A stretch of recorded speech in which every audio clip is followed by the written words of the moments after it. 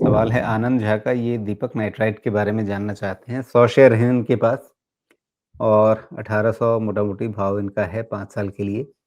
2023 में ही इन्होंने खरीदा था, तो 2023 से अब 2 साल तो निकल गए हैं अब।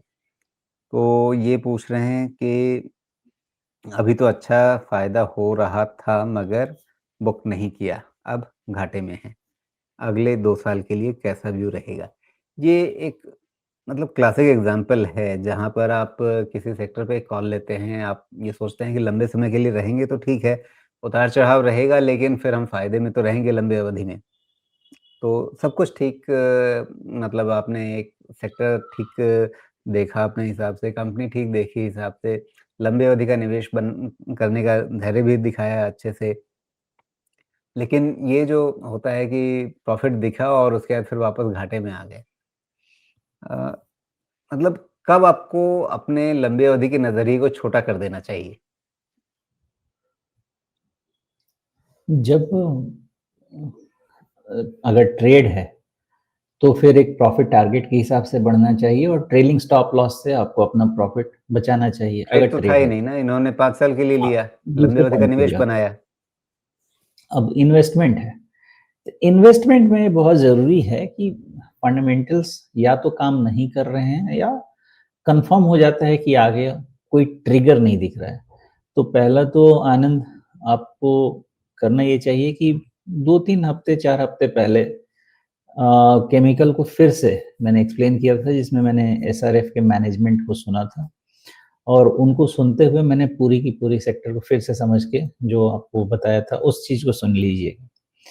तो मुझे नहीं लगता कि ये सेक्टर में होप के बेसिस पे आपको जीना चाहिए।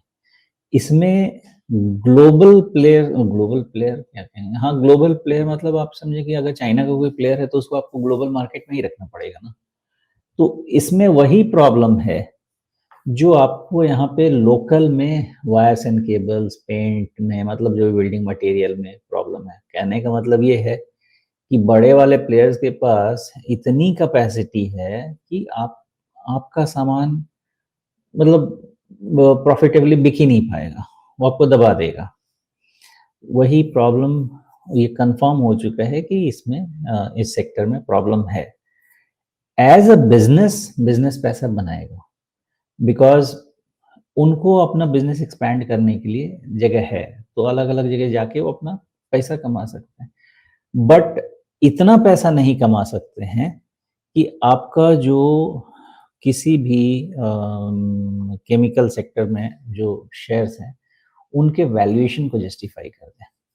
अभी भी आप देखेंगे तो 40 टाइम, 35 टाइम, 50 टाइम ये सब रेंज में वैल्यूएशन चल रहा है। अगर यही वैल्यूएशन आपको 25 टाइम के आसपास आ जाए, किसी भी केमिकल सेक्टर के स्टॉक की बात कर रहा हूँ। ऐसा नहीं है कि ये सेक्टर में आगे पोटेंशियल नहीं है, ऐसा नहीं है कि इस सेक्टर के बिज़नेसेस बंद हो जाएँगे, कुछ नहीं होगा, सब चलेगा। एक ही चीज़ है, जो आपका एब्नॉर्मल वैल्यूएशन पोस्ट कोविड हो गया था, वो नॉर्मलाइज़ होगा। That's the only thing that will happen.